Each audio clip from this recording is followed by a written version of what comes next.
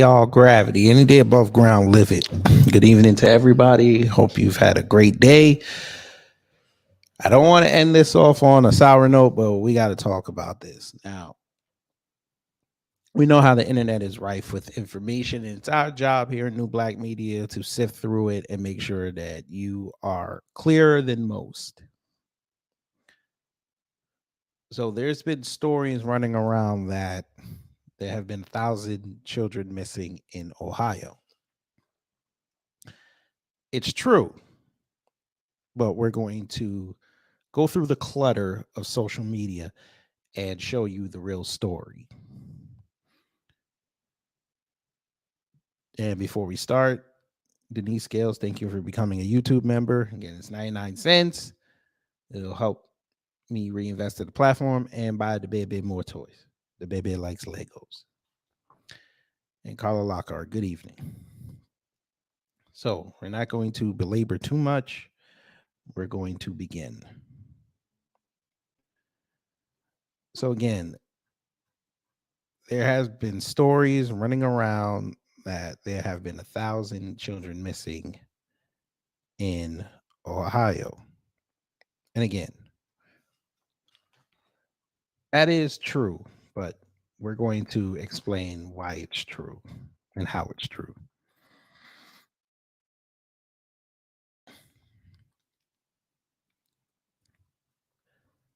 Tabernacle.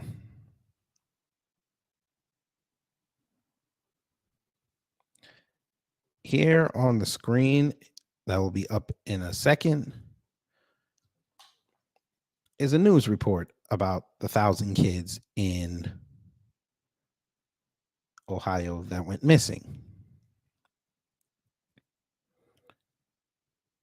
Shimmy Gray, hello. We're going to get to that. I may discuss that. I'm still trying to contemplate if I'm allowed to talk about that, because there's a certain word that starts with A that I cannot. I feel like I'm going to get in trouble if I say it. But we'll see how it goes. Denise, you said there has been no local and national coverage on this at all.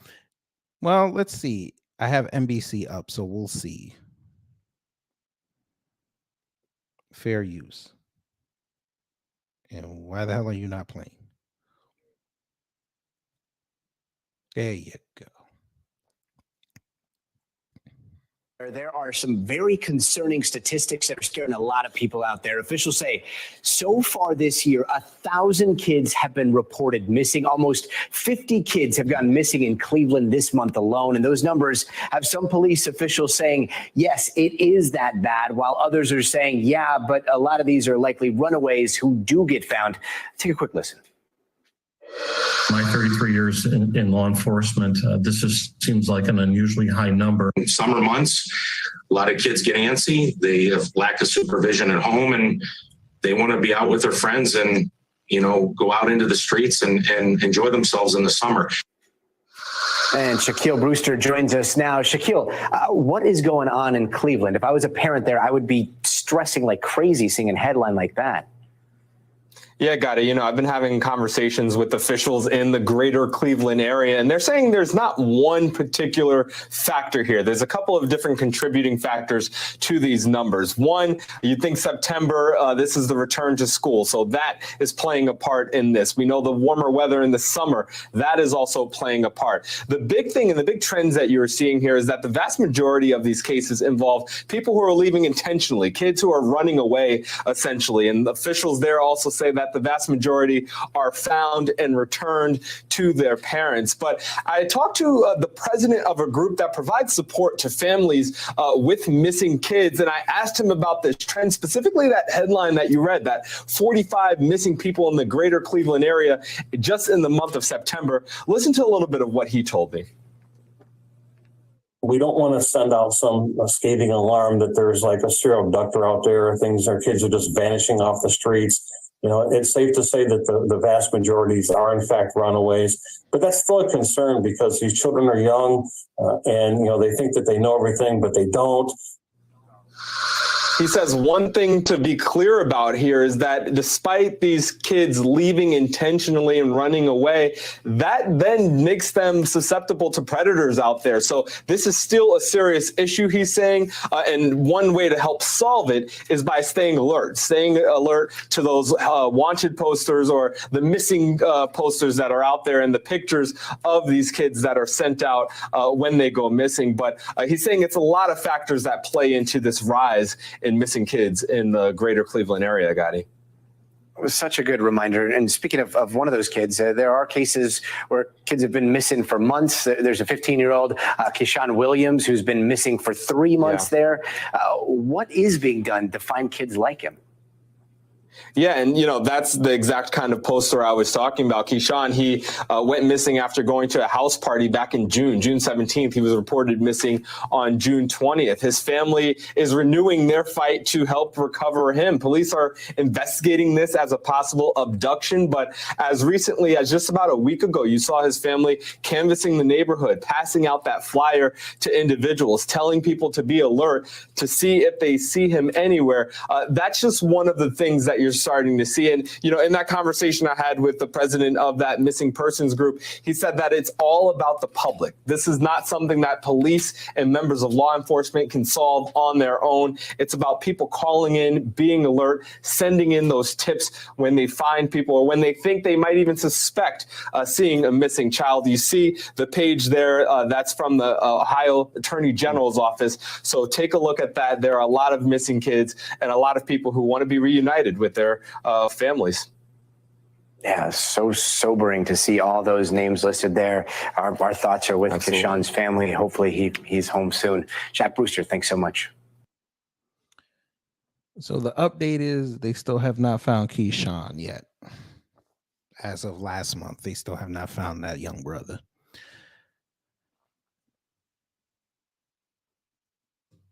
You asked if it's human trafficking or organ trafficking. We don't know. The human trafficking is real. We know that. We know that.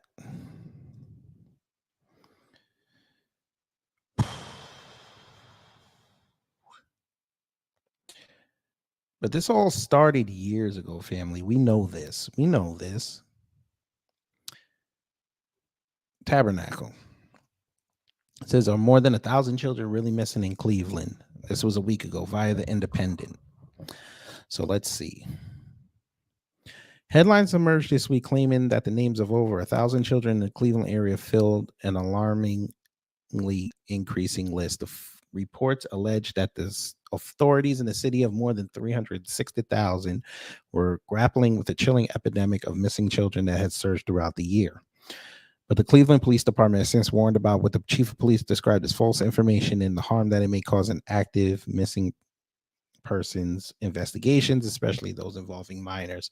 The articles, dubbed misleading by law enforcement, cited data from the website of Ohio Attorney General Dave Yost and noted that 1,072 children are gone missing in 2023 alone in the Cleveland-Akron area. A review of the website by the Independent showed over 890 cases as of Friday, but the number varies as information is updated throughout the day by several agencies. The reports in question failed to note that the cases covered missing children cases across Ohio, more importantly, dated back to 1928, when then 4-year-old Melvin Horse went missing, what remains the state's oldest unsolved missing person case. Let's see what Fox News has to say. Fair use.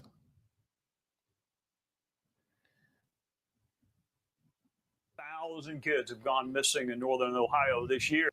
I ain't gonna hold you. Why does he look like Ross Perot and Ellen DeGeneres did the fusion dance? Are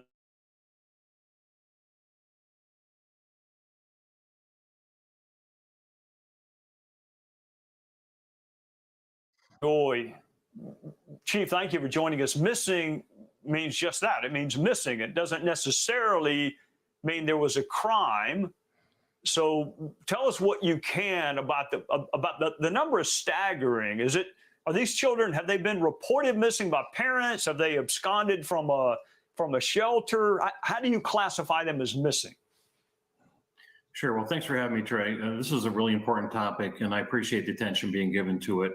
The number does sound alarming, but we also want to be careful because some other news outlets are using words like vanishing and disappearing and school children and things like that. And so we want to be real careful. But before we go into that, one kid missing is one too many in all of our books. Herein, what we're seeing is that a lot of these are just runaways and habitual runaways. And so when you see the number of missing persons report, if a kid leaves on Friday, comes home on Sunday, and then does it the next 3 weeks in a row, that could equate to 3 or 4 different reports of a missing child when it's the same one 3 different times. But the same token, we also want to be very careful because they are young, because they're juveniles, they're naive, and they could be subject to certain predators who are out there, the wolves in sheep's clothing, subject to drugs, prostitution, trafficking, or perhaps gang violence. And so this is why these cases are so very important. The police have enough on them without keeping track of children, and law enforcement reacts. I mean, that's just what you do. You react. So is there a better way of keeping track of minors, of children, of kids than just someone calling in or absconding from a shelter or not being on a school roll? Is there a better way of keeping track of it? Well, I think this really starts with the parents at home. And, this generation here has multi-social media platforms online. The majority of these kids have smartphones starting at a very young age. And so parents need to stay keen to this because they want to make sure they know who their kids are talking to online and where they're at, and perhaps put location services on the cellular device of their child so they know where they're at. And so that would be one good mechanism. But I think another one is that for reporting purposes is that the use of social media, the media partners that we have, especially here in the greater Cleveland area, who are very good about getting news reports out there whenever we have a missing child. But it's also fair to note that we haven't had an Amber Alert in Northeast Ohio since the end of June of this year. Unfortunately, however, it is still an active Amber Alert, over 90 days old, in the case of Keyshawn Williams. And so Cleveland is still actively working that case. Our organization, Cleveland Missing, is working closely with the family on that. And we really want to try to keep the case at the forefront so we can bring this boy home safe.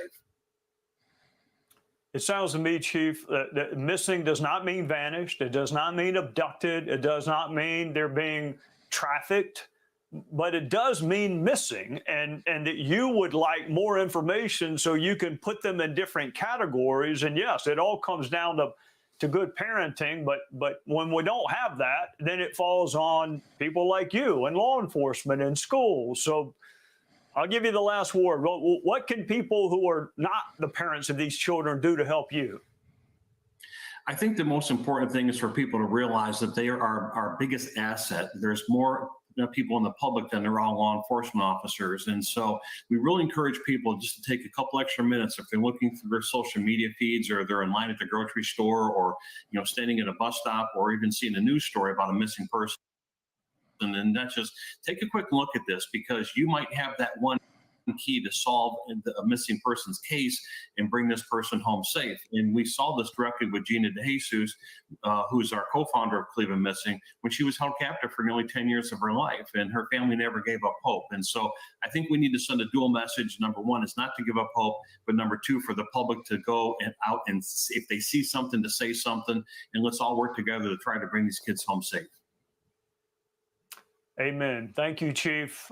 Thank you for your service to children and to the rule of law. Thank you, Chief John Majoy.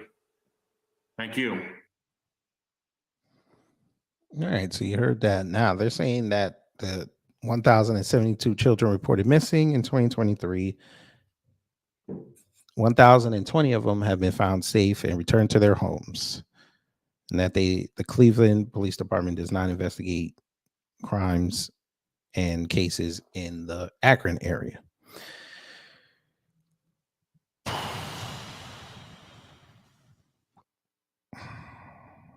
So again, it's true, but again, you know how social media is. People want to frame it for their own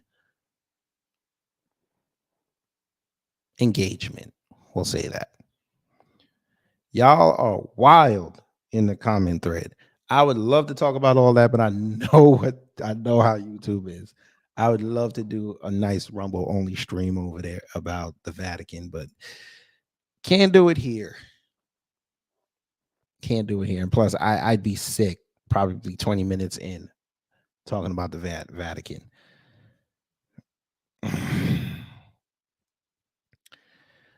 But family, Ohio, and I wish Rob was here, but Ohio has their own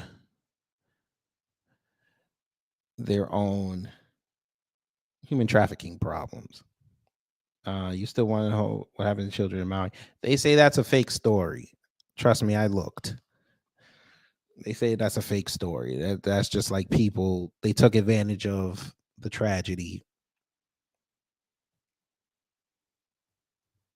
Wink, wink. And they're just running narratives. But again, we don't know. I'm not gonna report on that because again, I'm not finding anything credible yet. So I'm gonna be careful on what I say here. I don't want to get hit with misinformation. But as we move on, family, something else happened in Ohio that is not getting mainstream attention. I rarely even saw social media talking about it. I found this on Humbug.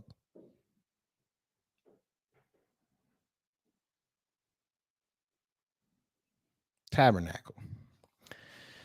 Sixth grade teacher, college professor among 160 arrested in Ohio human trafficking bus. In addition to the arrest, Operation Buyer's Remorse identified more than 100 human trafficking survivors who are now being connected to services.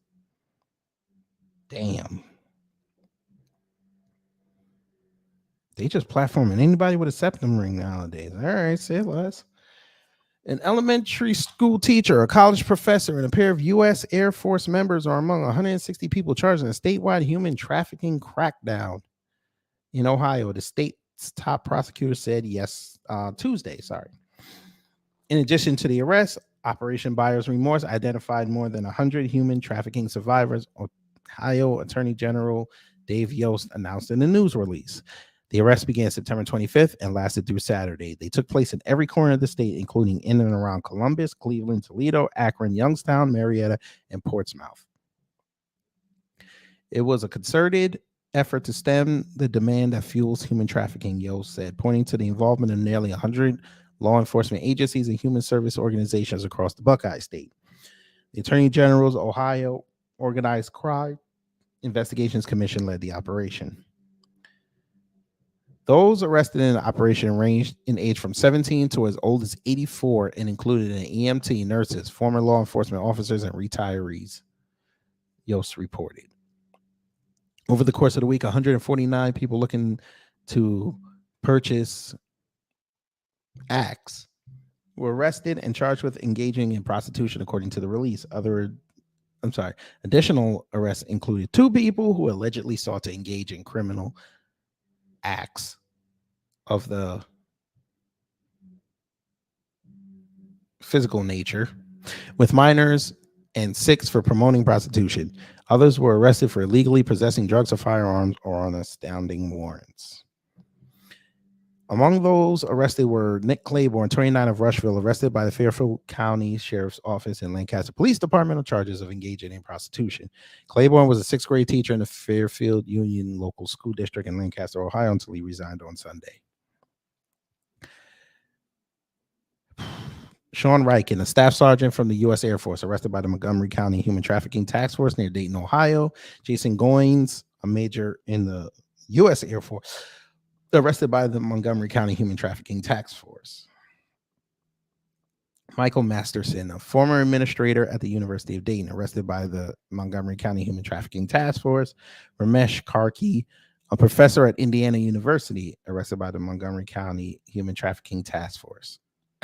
It wasn't immediately clear Tuesday whether any of those arrested had obtained attorneys. Claiborne was hired over the summer and was in his first year as a teacher in the Fairfield Union Local School District. Superintendent Chad Belleville told USA Today. The district placed Claiborne on administrative leave Thursday night after his arrest, and he resigned his teaching position on Sunday, Belleville said. University of Dayton officials told USA Today that Masterson is a former faculty member at the school, and the university's policy is not to comment on individual personnel matters or ongoing investigations. Spokespeople from the Air Force and Indiana University did not immediately return USA Today's request for comments. And they have a full list here.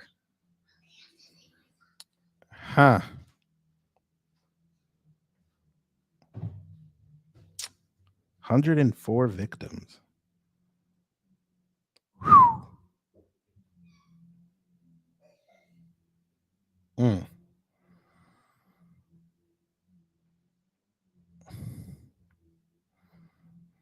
It's a lot of names. Seeing a lot of males.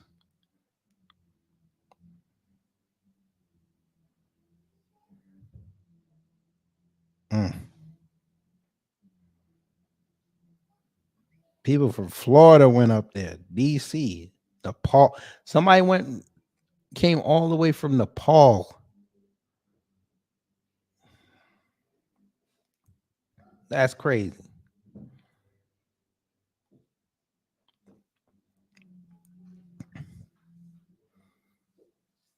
That's crazy.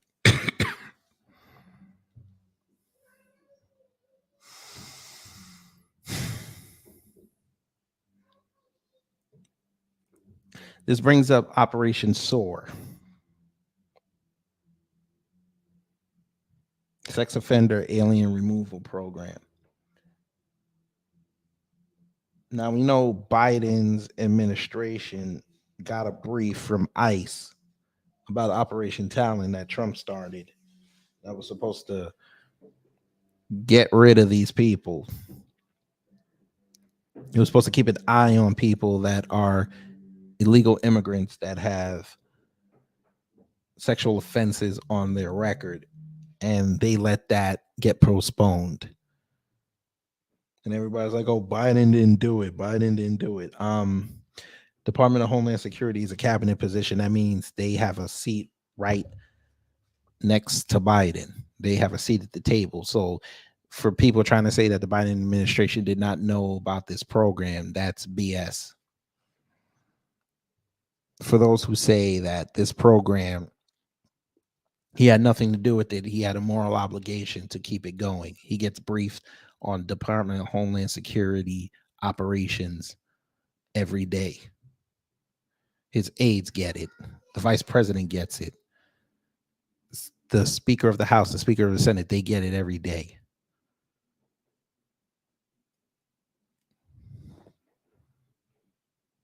And now what are we seeing, family? We're starting to see news reports of people getting arrested here that are illegal and what they have sex offenses.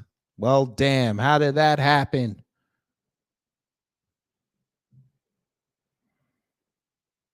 How did that happen?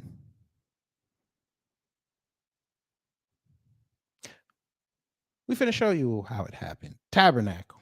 This was back in 2021, right after Biden got in. He wasn't even in office a month yet. A.G. Wilson urges Biden to reverse cancellation of ICE operation on convicted sex offenders. Well, damn. This is out of South Carolina. Major state for voting, by the way. It's number one right now in the primary. Oh, yes. South Carolina Attorney General Alan Wilson joined a coalition of 18 states attorney generals in urging Biden's administration to reverse their cancellation of Operation Talon. Wasn't canceled, it was postponed. Got to be careful with the wording. Which focuses on removing convicted sex offenders living illegally in the U.S. The letter was directed to President Joe Biden, the Department of Homeland Security Secretary Alejandro Mayorkas, and Acting Director of ICE, Tay Johnson. The effort has been spearheaded by Missouri Attorney General Eric Schmidt. Quote, we're working hard to fight human trafficking and them type of crimes in South Carolina. Allowing convicted sex offenders who are here legally to remain in our country makes absolutely no sense, said Attorney General Wilson. These trafficking and sex crimes are repugnant to human decency generally and to children specifically. In a letter, the attorney generals argue that canceling Operation Talon could encourage predators seek to enter the country illegally and worsen issues of sexual assault and trafficking in the immigrant community. The immigrant community. What about the rest of these communities? Oh, they don't cross over. According to you, sir, they don't cross over. Got it. Got it.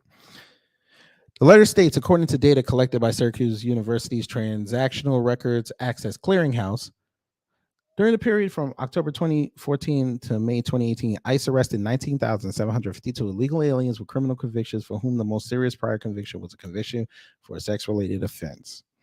In addition to South Carolina state attorney generals from Alabama, Arkansas, Florida, Georgia, Indiana, Kansas, Kentucky, Louisiana, Missouri, Mississippi, Montana, Nebraska, Oklahoma, South Dakota, Texas, Utah, and West Virginia also signed the letter. What do all these states have in common, family? Let me see if somebody's going to pick this up. Just so we can show these trolls why we so smart. Because, you know, they think we're just dumb park apes over here. Like, we know nothing. We're so emotional. We don't do no critical thinking. All those states I just read, we'll blow it up for the family.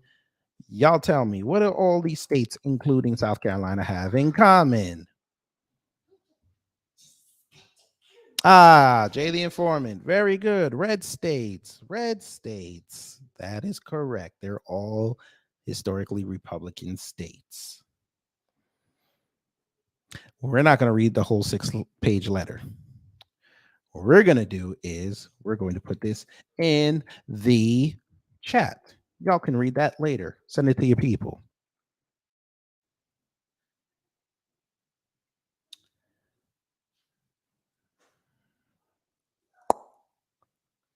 Funny thing about me mentioning Operation SOAR, Operation Sex Offender Arrest and Removal. What does it do? Prioritizes ICE's enforcement resources to identify the most egregious public safety threats, targeting criminal non-citizens arrested for or convicted of sex offenses. Again, we have seen stories of illegal immigrants doing things to people of a sexual nature.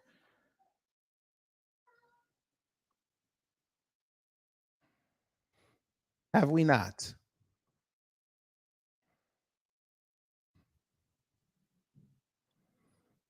Hmm.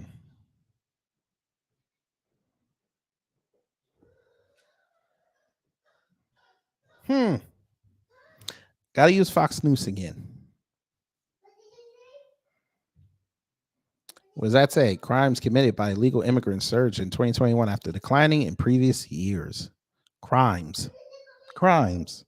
Former U.S. Border Patrol Chief Ron Vitiello. Ron, in addition to this, there were 2 teens that were suspected smugglers that were arrested earlier this week. And it's one of the things I wanted to ask you about. Are the drug cartels continuing to target younger people so that they can be the ones that bring people across to try to evade being captured or maybe not to have such a severe penalty? Yeah, thanks for having me on, Dana. It's a good question. It's very difficult in the federal system to prosecute minors. And the last time I was in Tucson, it was related to me that many of these kids, the minors that are doing the smuggling, they're contracted on Facebook or on social media. They have no idea why they're going to the border. They're enticed with large sums of money.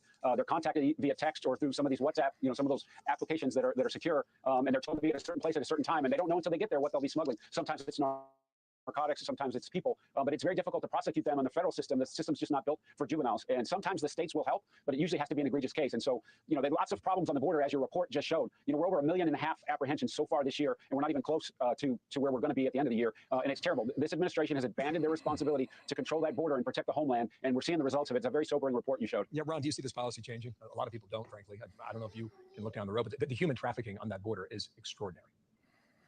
It's always risky on the border. The men and women of the Border Patrol, DHS, they know very well the risks that they take. No one does more than the Border Patrol to protect people from the extreme heat and rescue them when they fall into trouble. But their volume is so high that instead of being out there patrolling the border, looking for people and assisting people who are in distress, they're covered up with the work with those groups of hundreds and thousands coming every 24 hours. And I don't think it's going to change. This administration has never stepped forward and explained to us what they're trying to accomplish down there. First, they denied it was a crisis. Then they said it was going to go away. Then it got worse, and it's getting worse, and they have no solutions. They keep saying that things are getting better. They said over the weekend that they're doing a good job. They're doing a terrible job. And the men and women at DHS and the Border Patrol and their families are the ones that have to put up with this nonsense. Those border communities have to put up with this nonsense, with this wave of humanity that comes across the border every single night. I don't see them changing because they haven't yet. And every chance they've gotten to make a statement about border security or an immigration system that has integrity, they stepped back from the rule of law. They rushed to what they call the flawed Supreme Court to get them out from under the migrant protection protocols. That protocol, that agreement with Mexico, made Mexico do more than they have ever done in my entire career as it relates to protecting their own border and helping us on the northern border. They walked away from that day one of this administration, and we're seeing the results of it. The other thing is, in terms of encouraging migrants to come, the Biden administration is dismissing a lot of illegal immigration cases. They can't get them through the system, so they're being dismissed. So even if you had been somebody who was supposed to face deportation, these people that they're dismissing cases for will never have to face that. Those are legitimate cases that were filed with the immigration court. Those people are subject to deportation charges. And so they're incentivizing people to come and put themselves in that situation. They're dismissing those cases. All the incentives here are wrong. The people that are coming from Venezuela, Argentina, Chile, all of those different countries, they know when they get here, they're going to be released at the border if they're encountered by the Border Patrol. And then people who are under docket control, who are supposed to be in front of an immigration judge and get their due process, the government is releasing those cases. They're dismissing those cases for no cause at all. And so they're incentivizing people to come here. They are promoting an open border policy because every incentive that's out there is to come and not to stay home. And this administration, apparently, that's the way they want it. They want an open borders policy. To what end? I can't even imagine. 200,000 plus every month. Ron, thanks for coming back today. Thank you. Good to be on. Thank you.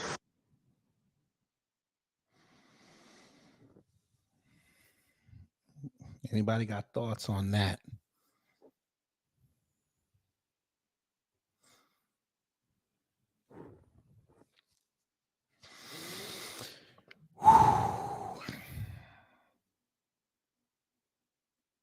They're targeting the babies.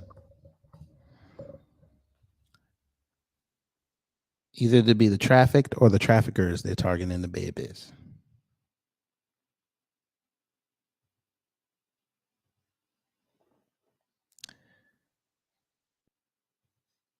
It's on us because, they're targeting our babies. Our babies are very valuable to them. I can't say why, but y'all know where I'm going with it.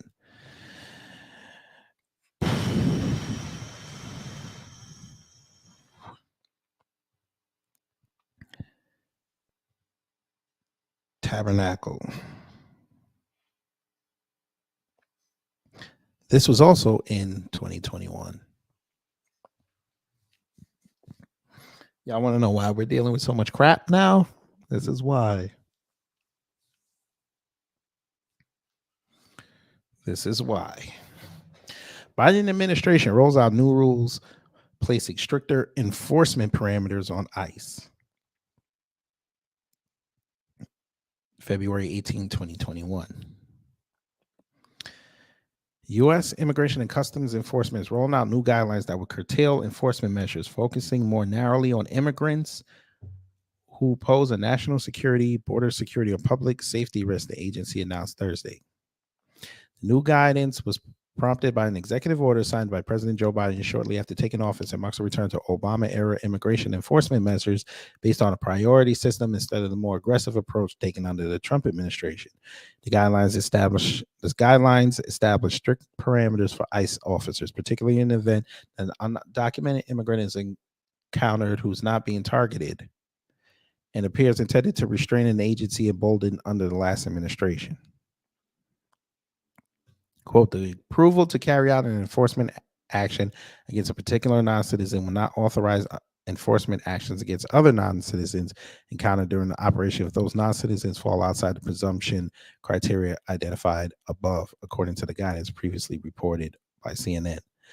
The memo also directs field offices to coordinate their operations and obtain pre-approval for enforcement and removal actions that don't meet the criteria of priority cases. Johnson said doing so would help, quote, better coordinate our efforts, achieve consistency in our operations, and inform the development of the Secretary's new enforcement guidelines. Here's my question. If you've got a whole bunch of motherfuckers coming through, how are you supposed to know what the priority is? I ask again, if you got so many people coming through the border, how do you know how to prioritize who needs to be removed? I need that answered.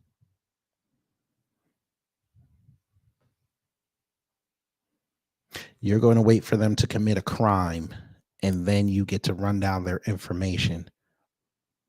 That's stupid. They've already committed the crime. You didn't pull that for the Haitians, though. You didn't pull that for the Jamaicans, though. You didn't pull that for the Africans, now did you? You sent them back. Oh, I wasn't supposed to say that. I said it. You sent the dark people back, but the rest of them, that's okay. We need them. And now there we go. We've got a whole bunch of bullshit happening. You wait for them to commit the crime, then you say something. Got it. You do something. Got it. That's the move. All right. That's all right. Cool.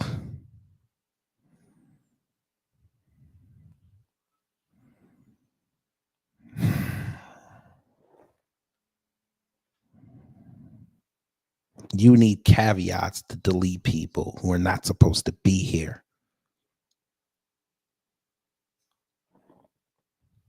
Cool. Have we gotten this, family? We've gotten this, correct?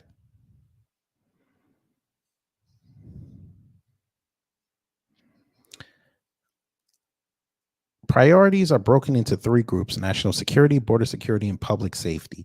The national security category includes individuals who, for example, have engaged in or are suspected to be engaged in terrorism or terrorism-related activities or espionage, according to the memo. Well, wouldn't that be a lot of these Chinese nationals?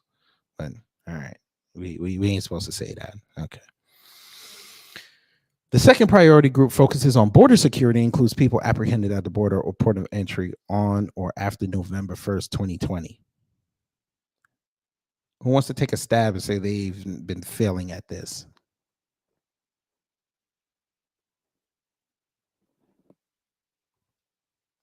The public safety category, meanwhile, applies to those convicted of an aggravated felony or convicted of an offense that includes active participation in a criminal street gang or transnational criminal organization, term often used to describe drug cartels.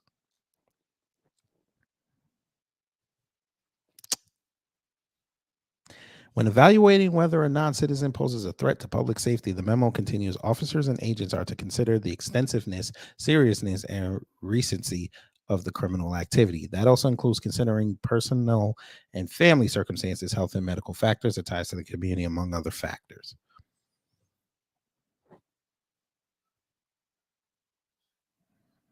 You are being lied to. Yeah, I thought they were doing something to help us, and they're not doing a damn thing. They're picking and choosing who they're catching and releasing. Shit, I wasn't supposed to say that one.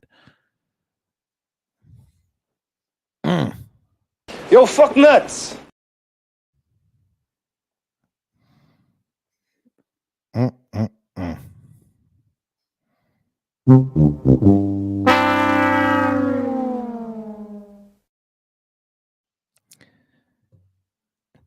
them all out. I don't care if you have a D, an R, or an I. Vote them all out. Because obviously they don't care. Vote them all out.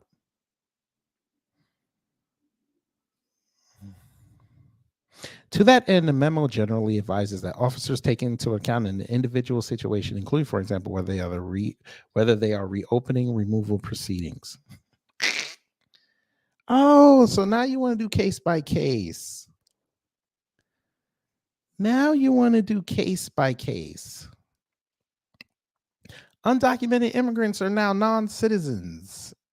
Non-citizens. Oh, God.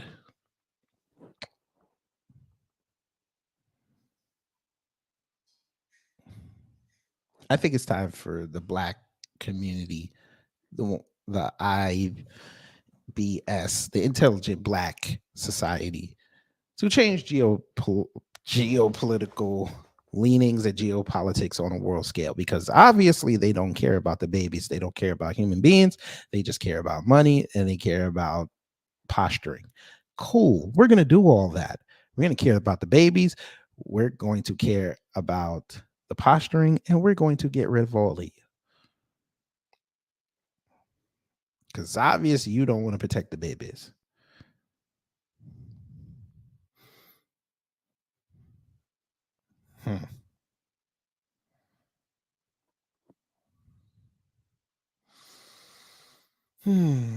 I mean, hell, we just had a Korean woman here in Atlanta get deleted. How does that not qualify as trafficking? But all right, they're Korean, they're okay, they're an ally. All right, here we go. The big homie, he finna talk. Let's see what the big homie says. This was back in 2020 as well. The 20th anniversary of Trafficking Victims Protection Act. Very important. 20 years ago, this nation took a historic step to protect the victims of this form of modern day slavery here in the United States and all around the world. My administration is 100% committed to eradicating human trafficking from the earth. An estimated 25 million people around the world today are being held captive, manipulated, and abused by human traffickers. In 2018 alone, the National Human Trafficking Hotline identified over 23,000 human trafficking victims in the United States. 65% of these victims were women. More than 1 in 5 were children. Human traffickers prey on their most vulnerable citizens and people. They're vicious, they're violent. My administration is fighting these monsters, persecuting and prosecuting them, and locking them away for a very, very long time. We've had a tremendous track record, the best track record in a long time. This order expands prevention education programs, promotes housing opportunities for survivors, and prioritizes the removal of child sexual abuse material from the internet.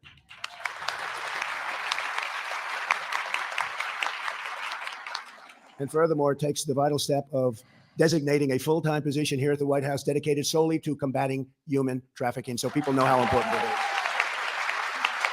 We look forward to launching these principles in the coming months, and we will not rest until we've stopped every last human trafficker and liberated every last survivor.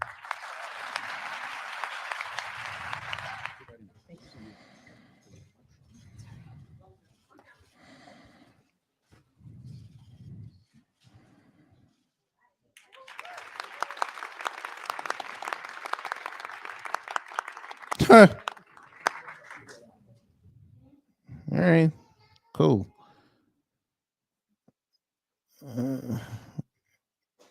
I did not know that. You gotta come up. You gotta use our terms. You gotta use PC. You gotta use. I'll let you use my term. Use Cleardashian. You'll like Cleardashian. Yeah. Vincent Taylor, hello. Aren't they already non-citizens? Yes, but they're not allowed to call them aliens anymore. They don't want them classified as aliens. All right.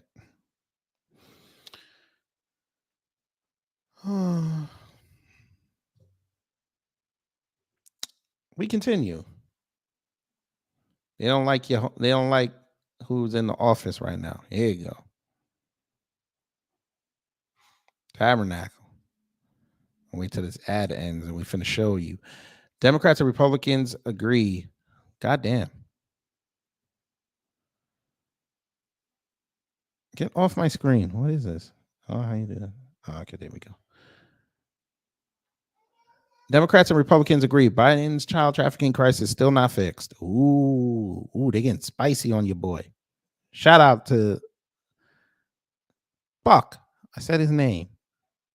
I ain't even realize I said his name all this time. All right.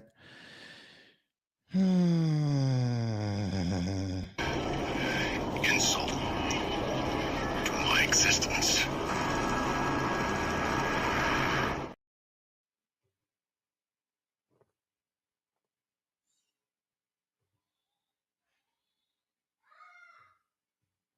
Have been dropped off right at your doorstep by some GOP-led states. Despite those tactics, you do have Republicans who are largely making inroads with Latino voters, and there are many critics, some within.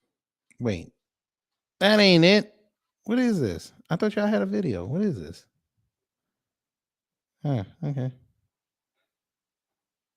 All right, I thought it was a video. Okay. I thought they had a video for it. All right, we'll read.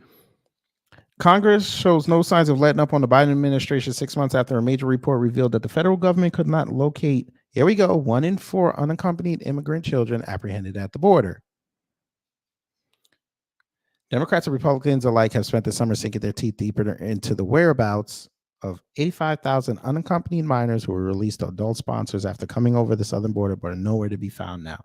The New York Times first reported in February that the government could not track down the children, but the issue has continued to build momentum. Of the more than 300,000 migrant children who arrived in the United States on President Biden's watch, roughly 85,000 could not be accounted for 30 days after they were placed with a sponsor. Senator John Cornyn, Republican out of Texas, said during a floor speech before Congress departed for the August recess. Health and Human Services Secretary Xavier Becerra knew about credible reports of trafficking and abuse, but continued to push for speedy placement of migrants with sponsors with little regard for the dangers that created. Senator Alex Padilla, Democrat out of California, brought the issue up in a March hearing with Attorney General Merrick Garland, one of the first major shows by Democrats that the issue was a serious concern. Padilla and Senator John Hickenlooper, Democrat out of Colorado, sent a letter to the CEOs of the major corporations that were listed in the original New York Times report as employing minors and told them to take responsibility for the company's actions. Ooh, let's see.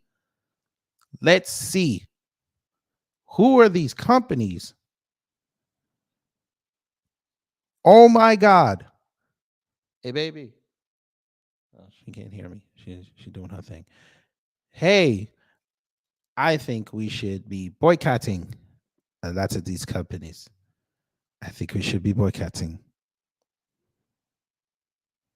You have General Mills, Hearthside Food Solutions, JBS Foods, Pepsi Corporation, Frito-Lay, Fruit of the Loom, Valley Nature Foods, J. Crew, Walmart, Target, Ben & Jerry's, Whole Foods, Ford, General Motors, Packers Sanitation Services, Inc., Hyundai, Kia, Farm Fresh Foods, George's, Inc., Maple Leaf Farms, Inc., Cargill Incorporated, Turkey Valley Farms, Buckhead Meat of Minnesota, Cisco subsidiary, Gibbon Packing Corporation, Greater Omaha Packing Corporation, Inc., and Forge Industrial Staffing received the letter. Oh, yeah.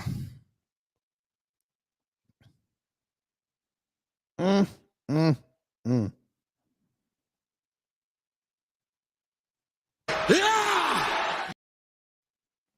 think it's time to boycott. Now I don't feel so bad that Ford and General Motors are going through what they're going through up there. I don't feel so bad. Well, not General Motors, I'm sorry. Ford, because the other one was what do you call it? Whatever the fuck. I don't feel so bad. Ford, you get what you get.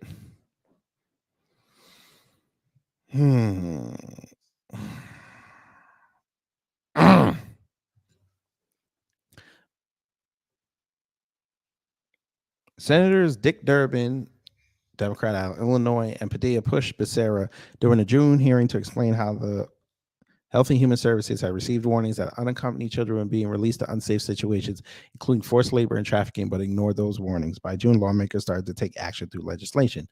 Senator Marsha Blackburn, Republican out of Tennessee, reintroduced the End Child Trafficking Act, which would require U.S. border officials to conduct an on-the-spot DNA test of each child who was apprehended at the border to ensure they are related to the adult accompanying them. Last month, Representative Morgan Luttrell, Republican out of Texas, joined Senators Tom Cotton out of Arkansas, Marco Rubio out of Florida, and Rick Scott out of Florida, and introduced a bill that would require the Department of Homeland Security and the Department of Health and Human Services to take certain new steps when releasing an unaccompanied minor to a sponsor inside the United States. Political awareness of the issue on Capitol Hill continued to grow in the final week of July when House Speaker Kevin McCarthy held a special screening for lawmakers to watch the movie Sound of Freedom. Yeah, well, we know the ending of that. Who can afford any vehicle nowadays? Shit.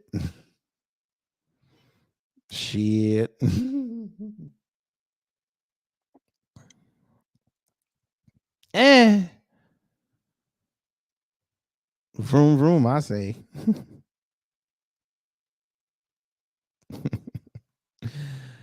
Yeah.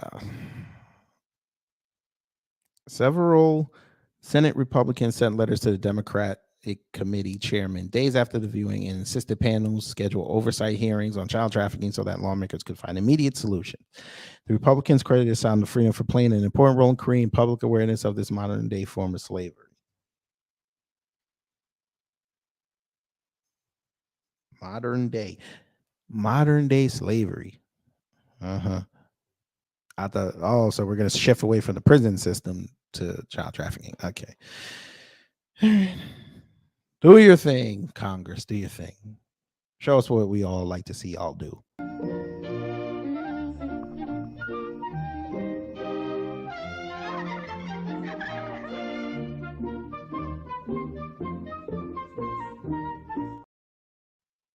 The funny thing is, Congress is over here trying to bloviate about the lack of effort that federal agencies are doing.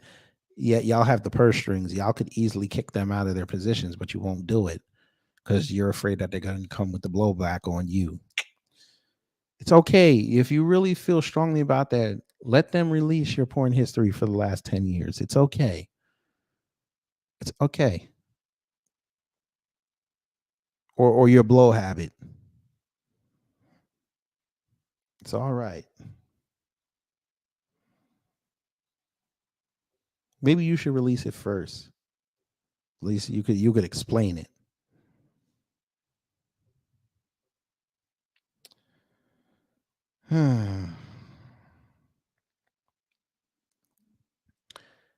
But you know what we have to do as a people family? You know what we have to do.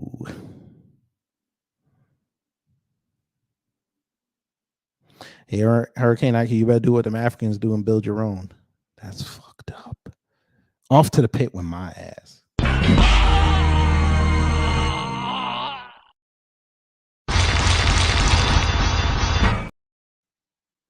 That was fucked up. I apologize. I didn't mean that. I was just trying to be funny. That there is a problem. Larry, get the fuck out of here. Like that's.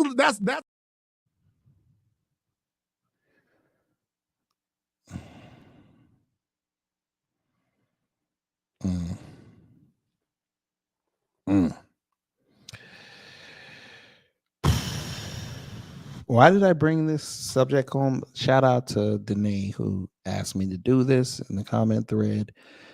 But also, I'm looking very closely at that Israel Gaza situation because I know what's going to happen. Here come the Red Cross. Here come all these corporations and all these organizations, and they're gonna start picking these kids up, and these kids gonna get disappeared, or they're gonna start showing up over here, and it's just gonna be more undermining over here. Yeah. I don't need that. We got babies over here. We got to protect first.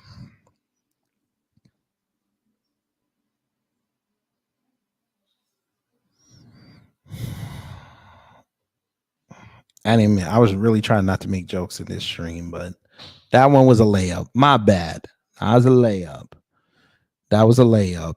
I mean, I got more. I'm finna give you another one. It's a round. It's a rap for you round. And a rap for your round. I'll let a round rap around every rap around till it's rap around. This rap around.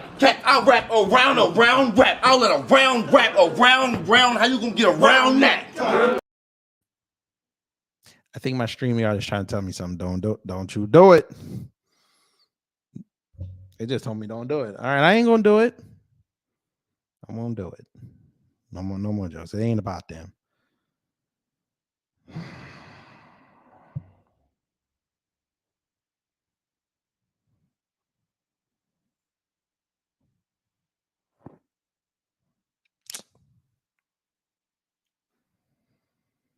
I don't know what else to say, family.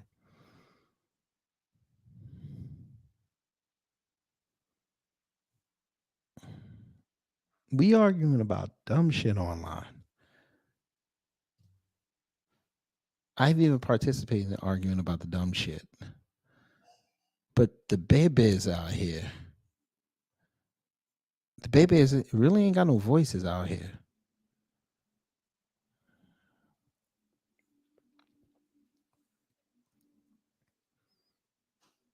The babies need a voice.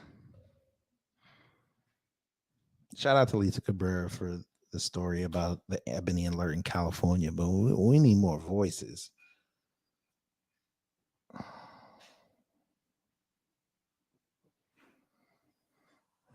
All this partisan infighting in this. Oh, I'm gonna own a liberal. I'm gonna own a conservative. That's great, but how you say all that and then you look down towards the ground and you see a little half of you running around and you don't say, you know what, I got to do right by their generation. I got to say something.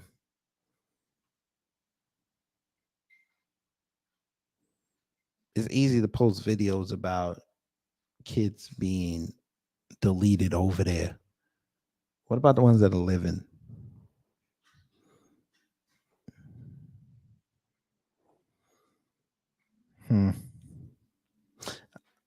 I'm probably going to start saying some shit. Let me get up out of here before I start saying some shit.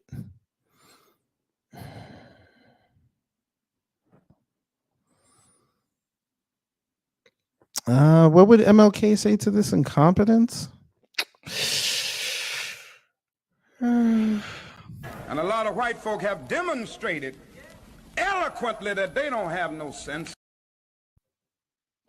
Yeah.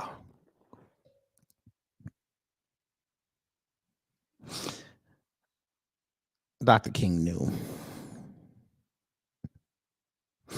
But before we get out of here, family, you know our esteemed brother's going to have to tell us. He's going to have to tell us what we got to do. We do have a solution for the babies. Babies, we out here looking out for you. We got a solution to help protect the babies. It could work. It can't not work. But I think we have a solution. Continue with the moment of truth in just a moment, but first, a word from the official sponsor of Black Empowerment, Power Tools. There's no telling when something's going to come up, so make sure you carry your power tools at all times. You never know when you're going to need to bring the hammer down, or when you'll have some trash that needs to be blown away, or some obstacle that requires cutting down. Don't get caught empty-handed. Keep your hammer close by. Keep that leaf blower at the ready, and always carry your steel.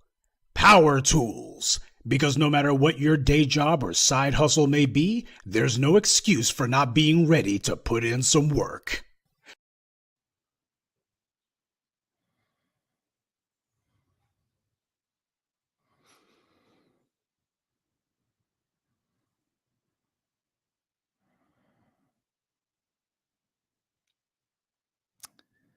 That's it. That's all I got to say.